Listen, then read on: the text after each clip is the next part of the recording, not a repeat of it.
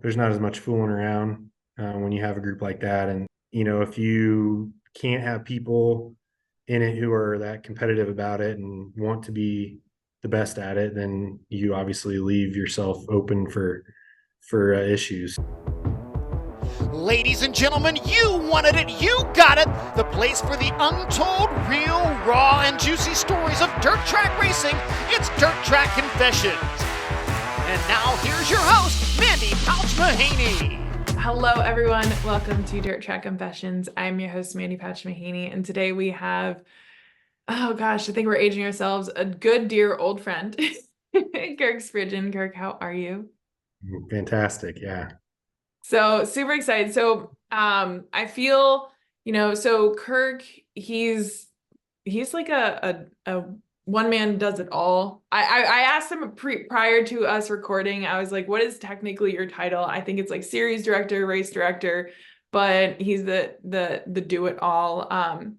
So he works for USAC, and I feel like USAC really truly needs no introduction, being like the most diversified motorsports sanctioning body in like the world. We've got for what I know, sprint cars, silver crown, midgets, quarter midgets. I mean, Kirk, you were totally I'm on the circle track side, but I'm reminded often of everything else we do, from off-road to snowmobiles to stadium super trucks to Porsche series and everything in between. So there's a lot of things that come through these hallways. Yeah. So for you, okay, I'm gonna put this out here because I do call Kirk Spridge. Is that acceptable? Can we roll with Spridge? Yeah, I mean, most people in the racing world would know me that way. That is how we know you. So, okay, so that makes total sense. Kind of helps our listeners, our viewers. You more so work with the circle track of USAC. Is that correct? Yeah, so I've always been on the sprint car, midget, and silver crown side. Still do. Still coordinate all those schedules and whatnot with all three national divisions. We're right at 100 races this year, and I'll plan to go to all of them. Maybe find a way to step out on one or two during the season. But I think last year we ran right around 80 after rainouts. I think we ran 80 and I missed one. So that's kind of been the general theme for the last few years. So, okay, I'm not even going to follow my notes now. So one, how long have you been with USAC? So this is my 15th year with USAC. Okay, and, so 2009, right? Yeah. And then, but even before that, my previous job was in driver management, and I worked with quite a few guys who were on the USAC schedule. So I've kind of been on the USAC tour for 17 or 18 years now, something like that. Basically the full schedule in one capacity or another. Okay, so I'm just gonna assume growing up, you went to the races. What did life look like? I mean, Yeah, how do you just end up at USAC? My dad was just a fan. He was a big fan, but we went to a lot of races together, and I just ingrained myself in the community, I guess, to the point where when I was a teenager, kind of knew everybody and did a little bit here and there. I was a stat dork and wrote some, so that kind of got me, in the inner circles of all that when I was younger. And then when some opportunities presented themselves, it was pretty easy to just jump right into anything that took me to all those races. And if that was my work, it was a good place to be. So are you originated in Indiana? No, I'm from Ohio, pretty close to Eldora Speedway. Okay. That would be, I guess, probably my home track. But I spent a lot of time in Indiana when I was younger.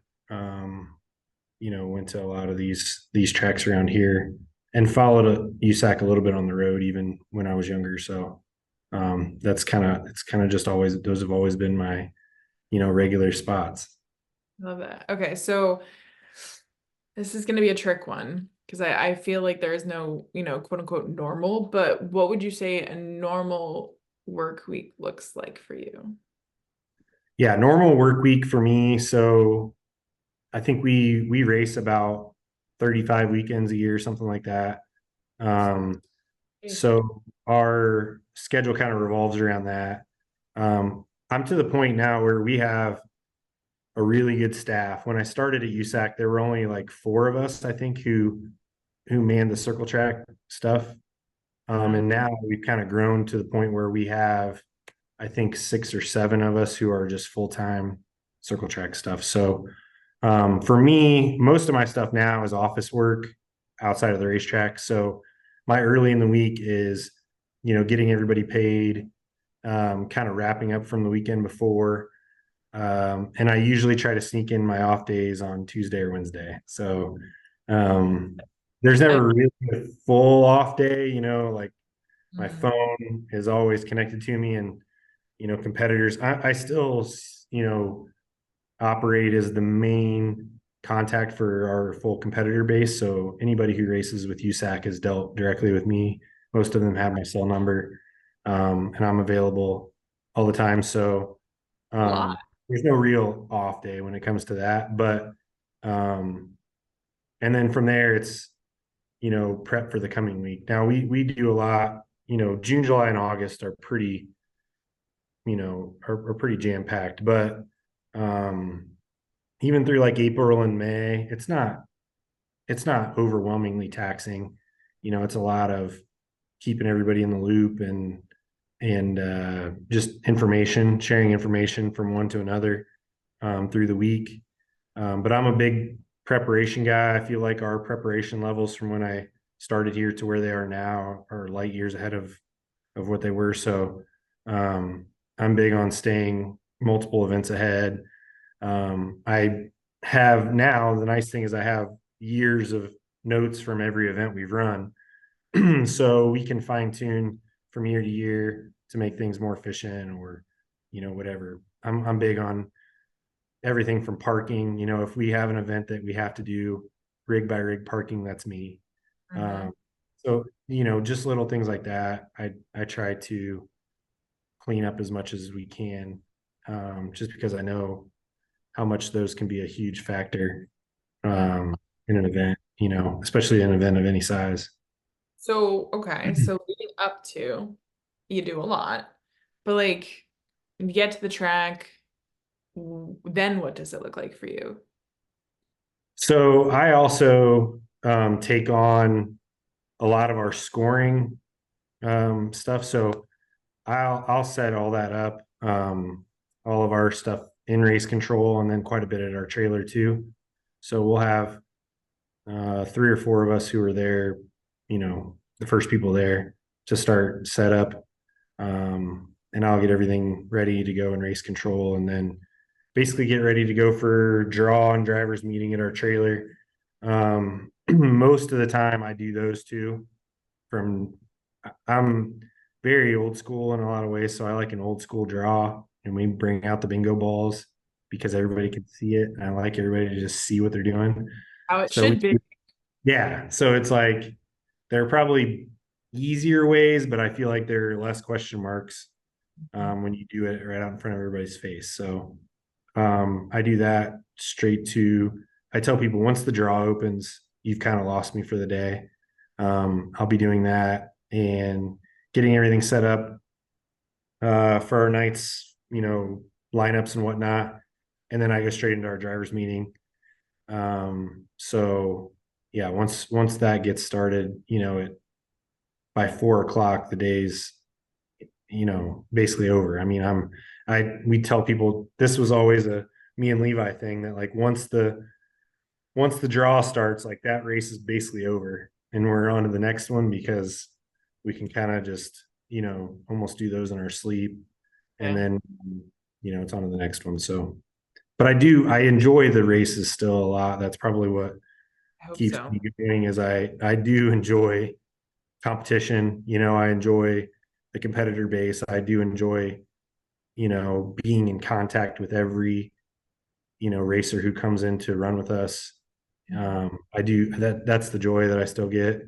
So, those are I like doing the draw because I like, the personal relationships, and, back to when I started I did everything from like I would work our pit gate at USAC races. And I felt like at the time it's important to have, you know, a positive, you know, a little bit of positivity or you know, a positive faith as your first person. So we still have that. We still have uh Trish Rowlett, who works our pit gate for us, is that person now. And she's kind of an extension of me. It reminds me, not to like hate to say it, but like it's like the Walmart greeter. You It know, is. like it's the first person you see. Like if you have a bad ticket person that's like really grumpy and it's like they're having a bad day and you're giving them your money, like that's a bad vibe. So I respect that. I Yeah. like that. And I've been that person. Like I've stood in that line and been miserable, and it started my day off on the wrong foot. So Mhm. we run our own. So we have an app that they can pay ahead of time, just because it's easier for it to go through us. It's still the track's money, but it's just something that we can control that maybe our competitors have a little bit better experience there. And anybody who comes to our races would tell you now that like Trish is the most popular, you know, USAC person at the racetrack. Like she's the one who gets gifts from people, and you know, she takes care of anybody who has an issue. So I mean, she's probably carried credit cards for half of our team owners at times to make sure that she could handle it. But Mhm. she, that's, it's not even her full-time job. It's her part-time job that she does for fun out on the road with us. And her husband Ronnie comes sometimes too. And you know, people like that are as important as the full-time employees to kind of set the tone. And you know, she's been as big a help to for me as anybody we've had, really. She's almost like an assistant of sorts, Yeah. on everything. So yeah, people like that, you know, again, that's when I started, it was like I did that and social media and wrote the stories, and you know, so it was, you know, it wouldn't seem like a major job, but I always felt like it was pretty important to, you know, start people off on the right foot.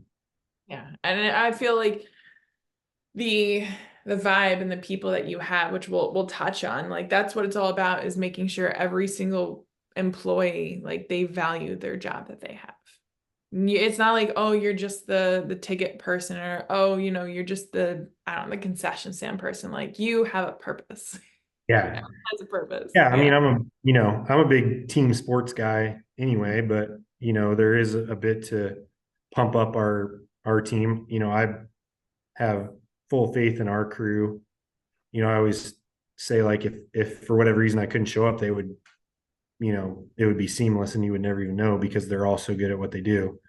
But it is like a competitive spirit. Like we want to be perfect. And, you know, if you can't have people in it who are that competitive about it and want to be the best at it, then you obviously leave yourself open for issues. So it's been like a ongoing process, like through the years of kind of building a better team. Like I said, when I started, we were pretty slim, and just kind of grown over the years and have, you know, the best team we've ever had.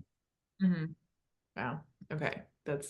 I love that. We're absolutely touching on that. So you said earlier, I think you said you started in 2009. So correct me if I'm wrong, but I'm pretty sure it was 2011 when we met, when Billy did Midget Week. I don't, Could be, yeah, that sounds about right. Yeah. sounds right, right? So, Yeah, it sounds right. Yeah. That would have yeah, been the year. That would have been the year that Blake was our announcer, also. So that yep, kind of that yep, works. that's when I met Blake too. Yeah, Yeah. Okay, so yeah, that time. 2011. Let's Yeah, let's age ourselves. yeah. So Spridge and I mean, we've stayed in touch, but we recently reconnected over some adult beverages in Atlantic City. But what really stuck to me, which was like, Spridge, I need you on here, is, you know, we were talking about the friendships we've made in the sport, you know, and how even though we all live all across the country, we're doing different things, different schedules, different lives, but when we come back together, it's like we never missed a beat. You know, it's I love it. I love that feeling. We talked on it, but for you, like, what does that feel like? You know, with someone who travels as often as you do, it must be like so humbling knowing you have these friendships like in New Jersey, in California, in wherever. It's Yeah, amazing. it's definitely, I mean, it's one of the coolest parts of the job, and it's part of what kind of keeps it fresh. People will ask, if you get burnout, and obviously there is burnout. Everybody has some, to some extent you have burnout. But for me, a big reason I've been able to stave off that burnout is because we've had, you know, so many different spots and so many different people, from week to week. I mean, we're in different places, and, you know, um, I always, have said that I like being able to work three separate competitor groups too. Even amongst those three, there are similar faces. Some guys I have to see every week, but Yeah. there's a lot of change up from week to week, and it does keep things fresh. And, you know, at the end of the year, we go to California for a couple weeks, and those are a lot of the guys that I see there that, I don't see the rest of the year. And then, even I haven't gone to Chili Bowl the last couple of years, but that was always the cool part about Chili Bowl, as we had so many people who come from everywhere. So that was kind of part of the cool part of Atlantic City is it's I'd never been to that race before, and then obviously I don't go to TQ races or whatever else, but I'm walking around the building and it's just everywhere you turn you run into somebody, and most of them you haven't seen in a few, so that part makes it fun, keeps it fresh, makes it, yeah, I mean, it was one of the more fun weekends I've had in a while just because of a lot of that. Are you sure because you weren't working? I think it was because you weren't working. Some of that too, yeah. It Yeah. probably played into it a little bit. I'm still a race fan, so Yeah. I like the times when I get to just be a fan too. So that was fun. I do like that. And that's one thing. I don't know. I'm torn because I don't know if I could do the type of traveling you do. Like people think I live a busy lifestyle. I mean, we tap around between 80 to 100 races, but we're sticking to the Northeast, So I could be at a track 5 hours away. I'm still seeing the same damn people. Yeah. Whereas like I loved when we go to the Chili Bowl or we go to Midget Week and you guys come to our way. Like Yeah. it's so exciting, and I don't know. I feel like that's something like my world lacks. It's a mix up of people. I'm a little Yeah, jealous. I mean, we don't do, even us, our schedule is not as aggressive as some of the other touring groups. I get to go home almost every night. There are only a few times during the year where we're truly on the road. So Okay. that part's nice. Yeah. But then every once in a while you do have a week here, a week there. Our Florida trip's gonna end up being, I don't know, what is it, like 12 days, 11 days, and I'll be able to sneak in.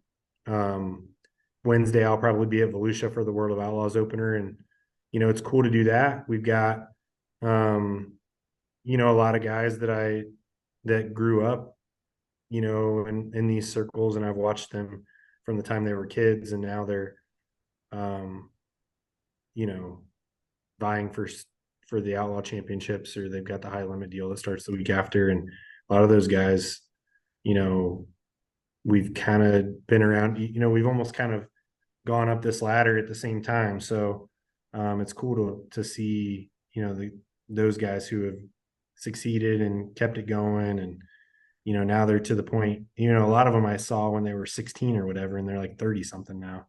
So it's kind of cool to see that progression over time. You, Spridge, you read my mind. That was literally my next note. I'm being in the racing industry as long as we have, like it's got to be humbling, like okay, like you said, there's people that started out with you and prospered. They took different paths, and you're obviously, I'm sure you're still friends, but it's got to be so cool knowing, like the young guns who started when you were green at USAC to, is it okay to call them veterans? I mean, we're probably in our 30s and 40s, I but know.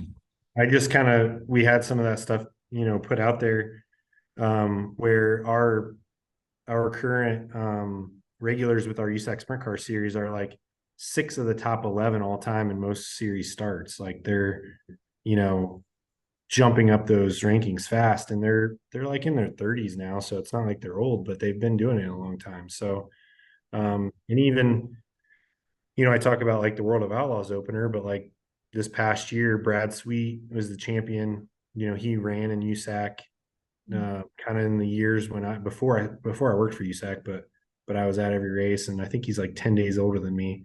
So we kind of came in at the same time. And even David Gravel, who I think he's only run one USAC race ever, but he was based in Indianapolis for a long time when he was younger.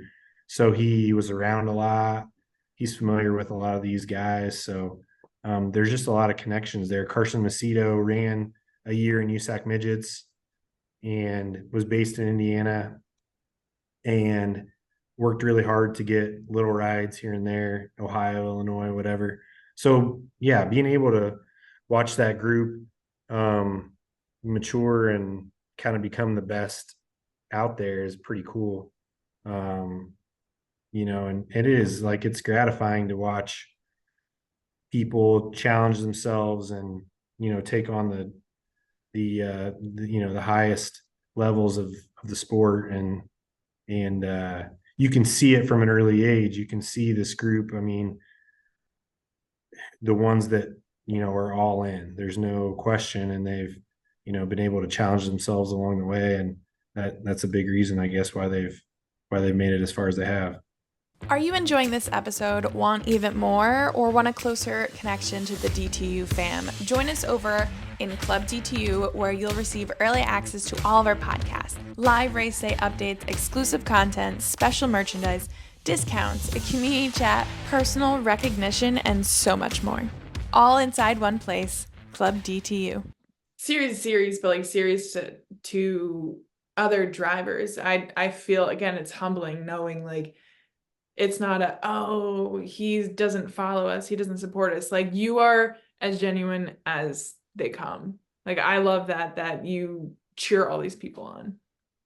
It's awesome. I've never, even when I was a kid, I never really had favorites necessarily. I always thought like the cool part about racing is like somebody wins every night, and at the same time, the hard part of it is like you usually lose, right? Mm-hmm. So, but yeah, I mean, a cool part, when I walk in the building in Atlantic City, it's like, Timmy Buckwalter was the first guy I ran into, and he's run with us. I was just telling the story about when he brought his midget to race the first time with USAC, and we knew Steve, but we didn't really know Timmy.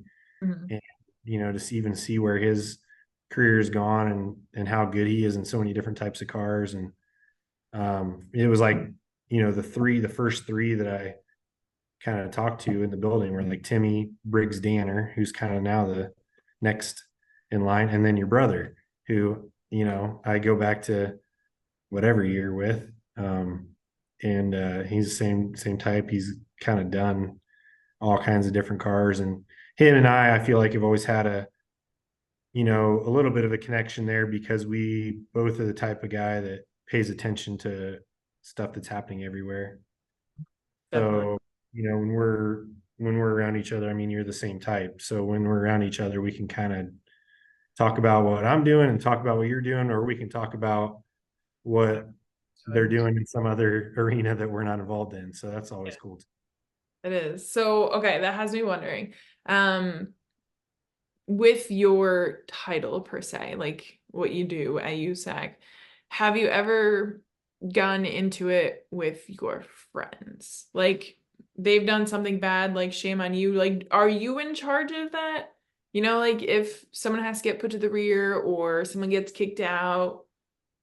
I mean, does that happen? I'm not really like close enough with any competitor now to have an issue at all. The only one I've ever really been close with was Brian Clausen, and we had a pretty honest, relationship where we could, hammer on each other pretty good if something happened or something didn't happen. He was also a pretty big stickler for rules. So, if he I can't remember ever having any specific situation, but he was always the type that wanted, I mean, if we were playing pig, he wanted to go by the rules, which is the same way I am. If we're like playing now, it's like if we're playing pickleball, it's we have to, like, I can't turn that off really. So and he we always had a good understanding there and never had any issues that I can remember. But now for guys that I have more familiarity with, like, again, I've worked with these same guys for 15 years for a lot of them. Yeah. I have enough comfort level there with everybody where I feel like they can be honest and even yell or whatever it may be. I don't have any issue with that. And I think that there's, an understanding there that I think that they know that I'm going to play it straight. And if they feel they've been wrong, there's no issue with them airing it out, that I won't hold it against them. But at the same time, I'm going to, kind of fall back on living and dying by the rules and keeping, I would say our regulars know that they are on a tight leash all the time. Like I expect them to, be the leaders and, follow it to a T. So, it always has kind of made me chuckle when I see, because I know it's the same way in other series with some of the other race directors I know, when I've seen comments about preferential treatment or a favorable call or whatever. I think that our regulars would almost see it the other way, where they know, hey, I've got to be, if it's 8 minutes to be in staging, I probably better side at 750, because we don't give them any extra time or any, whatever. So I would say I'm probably more on the stickler side, where they know they can't really get away with anything. So there have been some contentious moments where a guy's gotten docked off a front row or something like that before, but I think all of them would know that I just like to keep things pretty tight there, and I don't like people to think that they can get away with stuff. Okay, so you run a pretty tight ship. I respect that, because yeah, I do too. There's a lot of, like you said, other series and this track and this happens and that happens, but yeah, I mean, when you're traveling with the same guys, like it's almost like routine every race, right? Yeah, and I think guys do get into, a routine on things, and the more ways that you can kind of, make it that routine over and over and over again, we have less issues. So, even I was here when, USAC kind of instituted some of their time rules with, 8-minute horns and whatnot, and there were some growing pains initially, but now I think everybody would say that it's a good thing for competitors, not the other way around, once they got used to it. So it's nice to be on the road with when you have pros, guys who have done it a long time, who keep each other pretty honest. You have, just things stay tighter. There's not as much there's not as much fooling around when you have a group like that, and they kind of have raised that bar over the years, so everybody kind of comes with them, so it's helped. Okay, that has me thinking. You're my smart man. Is it the Pavlov, the dog law, that law of like ringing the bell? Do you know what I'm talking about? Yeah. That's what you did with the horn. Yeah, I mean, really. You trained them. To the point. So we had a little bit of an issue because we have our jokester team who brought a horn this past year. Oh my God. Threw some teams off. It kind of came to a head. We had a rain delay and the track wasn't ready yet, but they blew the horn. And next thing you know, I have cars in staging. and I'm on the ground. Like I'm not even in race control because we're probably 10 to 15 minutes away from being ready. But all these guys are in line and I'm like, hey, what are you guys doing? And they're like, we heard the horn. And I'm like, no, you didn't, because we didn't do it yet. So,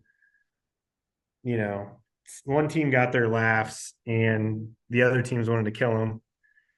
And but we all got through that, and it was a good learning experience for everybody. That's good. You need that, Yeah. So, okay. Talking traveling, we kind of discussed like you're doing a lot of traveling with like the same people. Okay, so do you know how many miles you actually do? Have you ever No, done? I don't really pay close attention. Do we not want to know? I can tell you that I drove every mile except for to California and back. I flew. Mhm. Every other mile I drove myself this past year. Wow. And I always have Richie Murray, who's our media guy. He's always in my passenger seat. Mhm. But yeah, I mean, we could look at the odometer on the Toyota that I drive to each race, but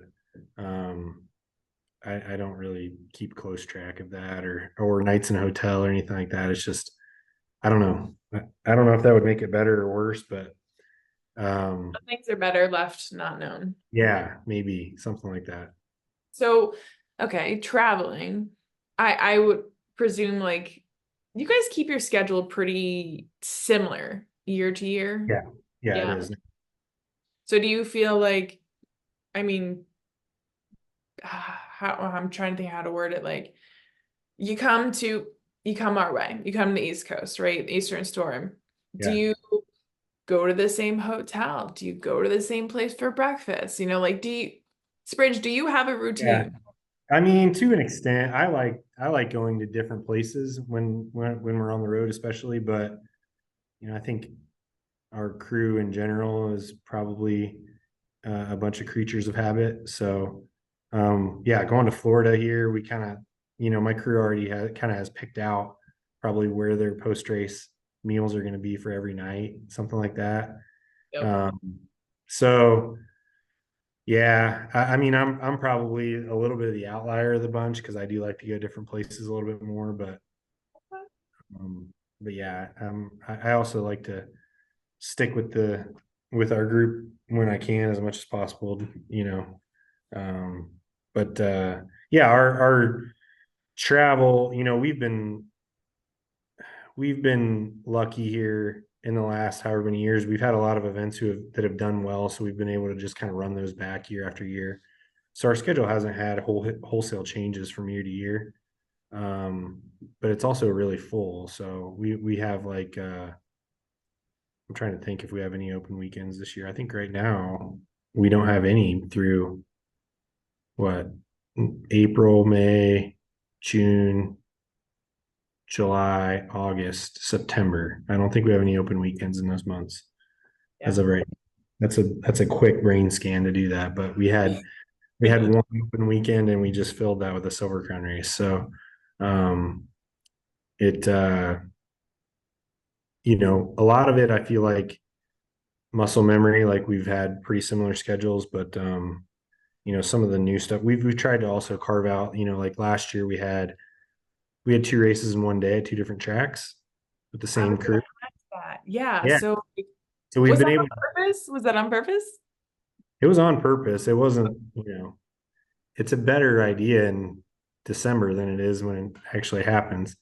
Yeah. But they were close enough. It's been going on forever, the two races, and they're close enough you can do them, but it's a lot on your crew. So we've been able to carve off some of that and some of the tough back-to-backs. We had the one race I missed last year was the Gateway Silver Crown race, which is outside of St. Louis, but it was the morning after we ran our biggest sprint car race of the year at Kokomo.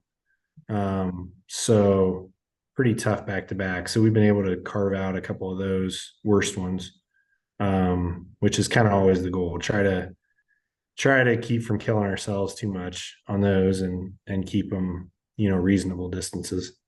So are you planning on doing another 2-dayer in one? No, we don't have that. We just have the Silver Crown race during the day and then we can go home. So that's a little bit easier on the crew. I can't imagine. So, okay, speaking of the crew, we kind of talked about this like briefly before we started recording.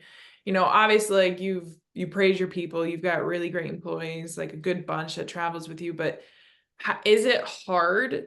I mean, I see it all across the board. It's got to be hard for you guys too, but like finding the committed people that can live this lifestyle. I mean, like, is this full time for them or is this a part-time gig? So we have, I'm trying to think. 1, 2, 3, 4, 5. We have 5 to 6 besides me who are full time.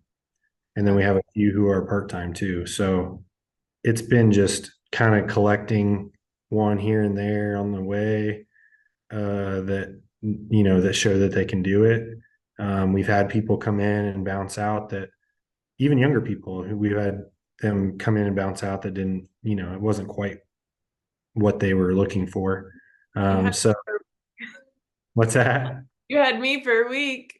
Yeah, exactly. So, some it works, some, a part-time is maybe a little bit more feasible. So, but yeah, we've been able to find some 20 somethings, most of them are 20 somethings.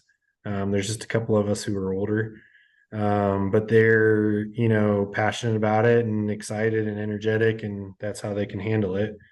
And then we'll just see, where that road takes them. I mean, I was the same way. I was 24 when I started at USAC and gung ho, wanted to go to every race.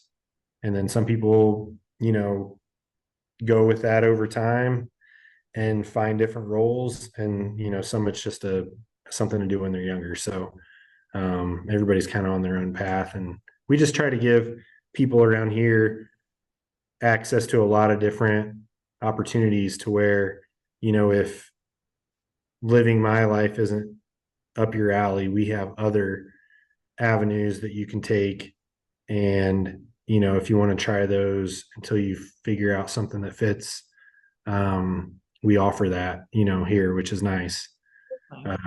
And then if we, when we do have a big event, BC 39, our midget race across the street at the Speedway, we use our own staff who have been off doing other series or whatever. A lot of them come and help for that event. So we're all still on the same team, just some of them, go off and do other things.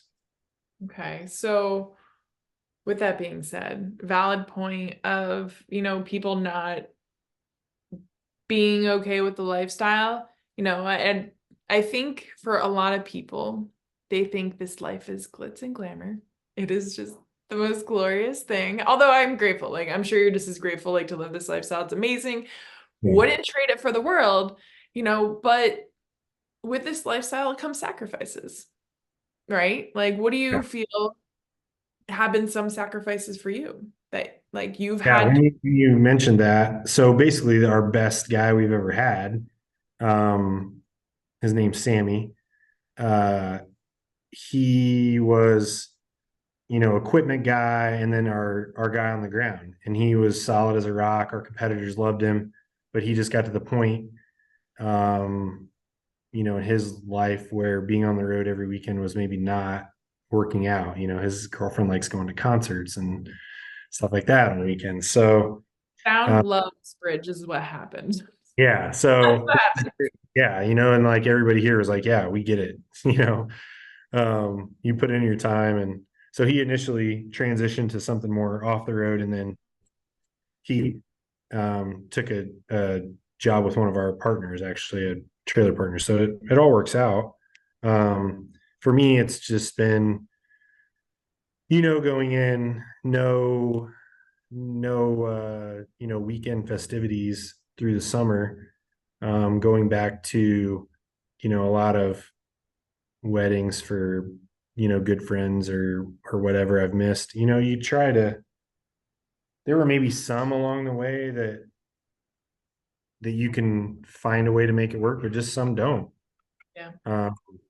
And it's just part of it. I mean, even our schedule now, I could go through and I could pick out a couple that maybe I could miss if something were to come up. But sometimes that's not really possible. So, and at least on a regular basis. So yeah, some of those things, I mean, I, missed the last time I missed more than one race in a year. My dad had some health things. He was in the hospital. I missed like 2 races. But yeah, for me, I've kind of gone through, having a dog. And if you have somebody around who can basically handle the dog on all the other times, then, like during the week, I'm super flexible. Yeah. But, some of those things make it pretty difficult. So, and I just, there was a story out about Blake, my good friend Blake, who he kind of got to that point too, where he's like, man, I wish I just had the capability of, making a decision like that. So, there are some drawbacks to it, but it's just, you kind of have to figure out some balance in your personal life. And, it works for some people. I mean, we have Rich Foreman, who is like our lead designer. He's our, kind of series photographer, lead designer. He does a lot of content for us. He's basically been, I think he's been on our deal now for like 10 years. He's been on, full time for 10 years. And he has a wife and a son who's probably, I don't know, 14 now, 13, something like that. And, they just, I don't know, I guess they're better than most people. They figure it out. And, so I guess it's about like anything, there are plenty of professions out there that have some hurdles but people figure those out. So we've got a little bit of everything in our crew. I mean, from young to old and everything in the middle. Our girl Trish just became a grandmother.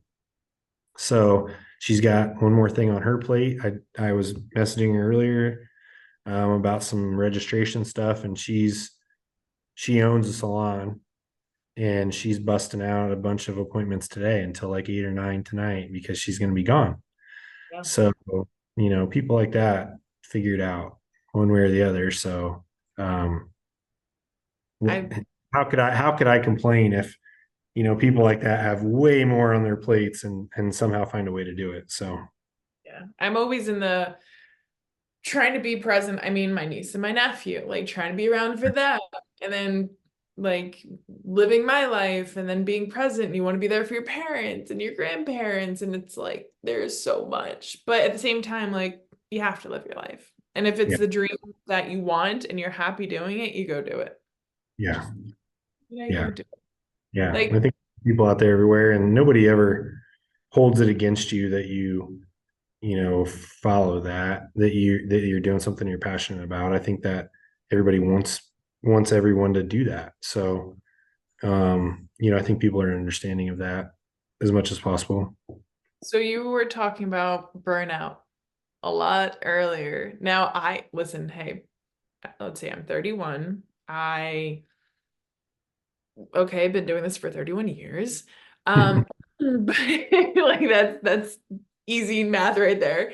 Yeah. But I never actually felt complete burnout until this past year. I don't know what it was. And let me tell you, Westbridge, it scared the crap out of me because I'm like, racing's it's my blood. It's my life. It's how I live. It's what I wake up thinking about, what I go to bed thinking about. Yeah. I don't want to live the quote unquote normal life. And yet I finally, it was good old August. I don't know about whenever you might feel burnout, but for me, it's August. I'm like, I'm done, but for you, I mean, this past year, I think I actually it's hard to say because I've got 4 or 5, I don't know how many race car drivers, right? Between all the guys. I think one race all season, I actually was like, you know what? I can't do this. I'm staying home. So like one race last year, because you look at the schedule, I've got, let's see, Mike on Thursday, BP3 Friday, Dad Saturday, Billy Sunday. I mean, like it's scattered, but how do you survive burnout? Because you have to probably just keep going.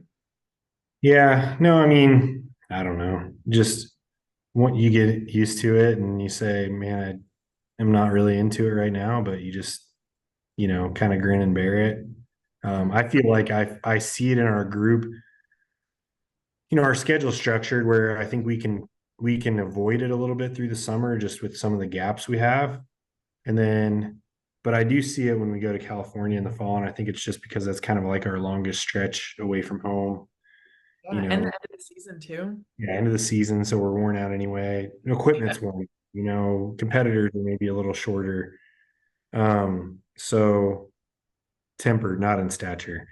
But they are shorter in stature too, it seems like out there in midget races. But so that's always a tough one. We have a couple off days. We try to like do some group dinner, like nice dinner, group outing.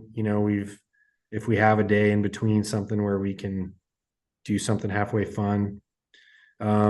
That's really about the only answer I have for that. Other than that, you just kind of put your head down and know, you get it over with. And I used to tell people that, especially when I was driving back from California at the end of the year, when turkey night was over, I'd be like, hey, I'm ready to drive to Indy. So if like you're riding with me, like I'll give you enough time if you want to like shower or whatever, because that's what I'm going to do. Pack your bag and we're driving straight to Indy as soon as the race is over, So that was always kind of my thing is I'll grit my teeth and get through it. But as soon as that last checkered is done, I'm like, get me home. I need a break. I hear you. Okay, so that totally has me wondering because I know like my go-to, Mike's, Billy's, it's 3 a.m. You got like 4 hours left to go. You stop at the gas station. What do you get? So I'm weird and I Do you not don't stop? really, what's that? Do you not stop? Well, I mean, obviously have to, but I stop as little as possible. It's like, 5 miles to empty. That's like when, I'll try to hit that just right. But I'm not a big caffeine guy. Mhm. So if it comes down to it, I'll get like a code red. That's like as hard as I can go. I can't, mess with like coffee or energy drinks or anything. Mhm. Even though we're sponsored by an energy drink, it's just too much for me. I don't know. I can get in a rhythm driving and I usually am okay. It's obviously gotten more difficult, I think, when I've gotten older. But going down the road, me and Richie Murray, we've just always had I don't know, we've just always had a vibe going down the road, and he can be digging into results from the 60s or the 90s or whatever. And we just kind of keep digging. He stays up with me. He doesn't really sleep either in the passenger seat. So he's working the whole way. That's impressive. Now, It's whenever wild. I am driving, one, if I start to get tired, I literally look over my passenger. I'm like, I hope you like Taylor Swift. Because this is what we're going to jam out to right now on Blast. I know it's very strange. Taylor Swift for like the 70s. It's quite the mix that I have going. I've got like a go-to playlist for 3 a.m. when you're falling asleep. You got like roll the windows down, blast the music. Yeah. Might stop at the gas station. I don't know why, but like I'm not a coffee drinker. Cappuccino. Cappuccino and a Slim Jim and a bag of Doritos fridge. That's my go-to. I can. One of the funniest I ever experienced, I rode with Levi Jones and his dad. His dad is a lot like him, but older and way funnier. But we were driving down the road one night. This is like 2006, I think.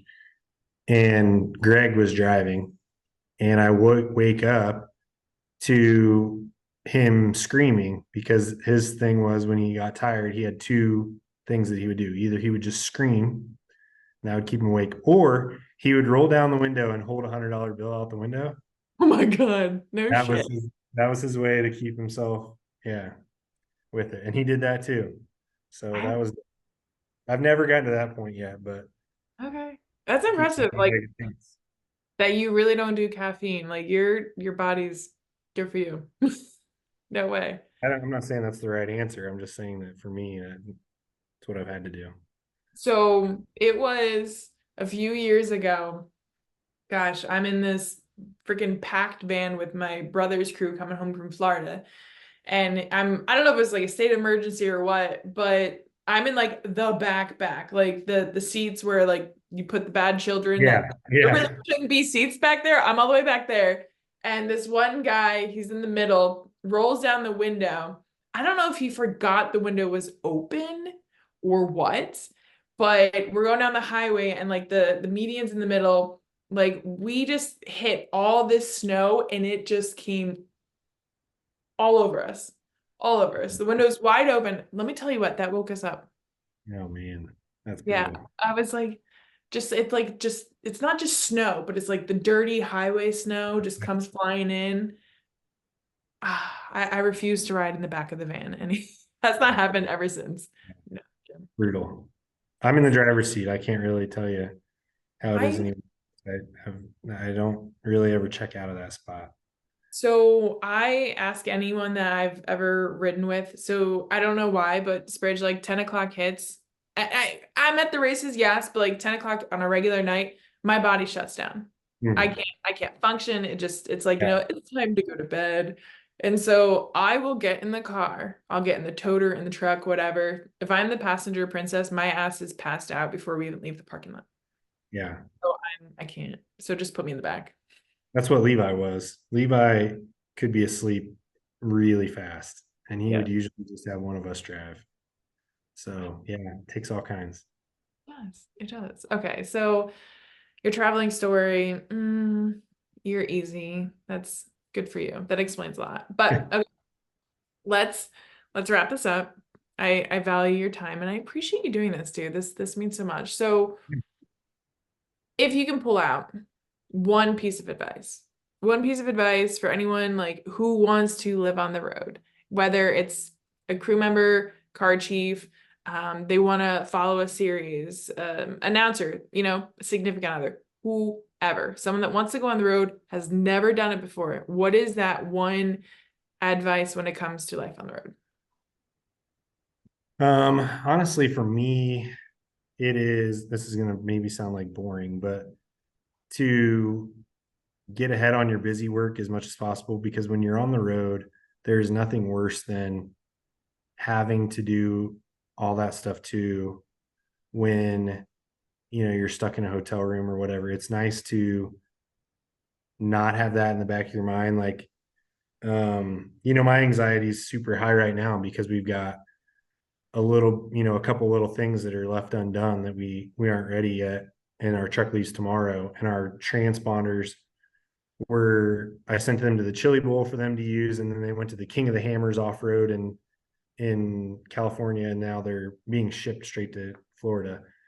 And I always like preach as much as you can to have everything done ahead of time, but that's probably been the biggest thing for me, is trying to stack up as many of those things as I can ahead of time, to where when you've got your one little bit of free time, that you're not having to cram in more work.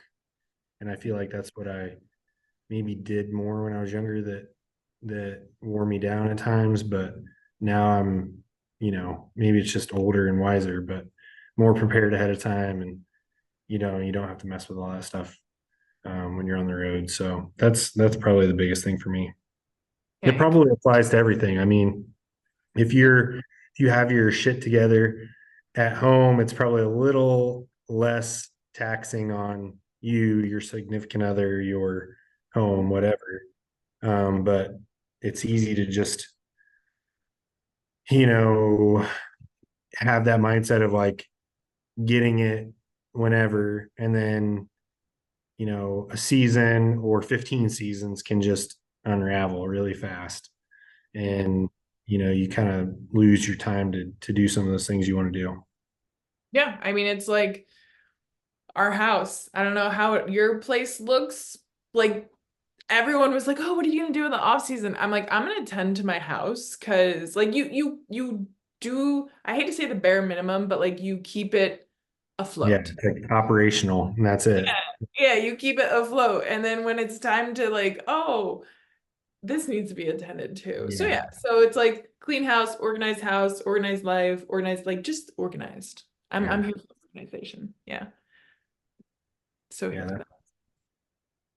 Okay, sick. All right. Well, Spridge, appreciate you, darling. Thank you so much for taking your time. This has been great. Thank you. Yeah. And for any of our listeners, be sure, like follow USAC. If you're not already, you're not. Come to a USAC race. Please come to USAC race. Stop by the trailer and say hi. See ya. I'm a huge advocate of it. And anytime, if you see me, I'll take a second at least. But I'm tough to find once the races get going. So that's a challenge in itself. I was like, are you hang on. We always say it with the drivers, talk to us before the drivers meeting. So are you a before the drivers meeting or after? I'm fine whenever, as long as people are at the drivers meeting. I'm more keen on answering or helping with whatever. But yeah, anytime. I have fans stop me for whatever, in the middle of the night, and I'm more than happy to help. Usually those are fairly easy questions or things to help with. So but yeah, love the momentum we've had on the USAC side, and yeah, especially people from out your way, come to some Eastern Storm races, and I think you won't be disappointed by the competition level with that bunch for sure. They like count down the days over here. I know, they're So pretty I love it. So Spridge, thank you again. Everyone, like you said, go follow USAC. If you're not at the races, watch them online. If you enjoy this, please like it, share it, tag Spridge, tag USAC. If you find him rolling around and with his headset on, doing whatever the heck he does, like just give him a high five, give him some praise, because this guy works his butt off. So Spridge, thank you for all that you do, all that you do for our sport, and thank you for joining us. This has been it's been good. Yeah. Thank you.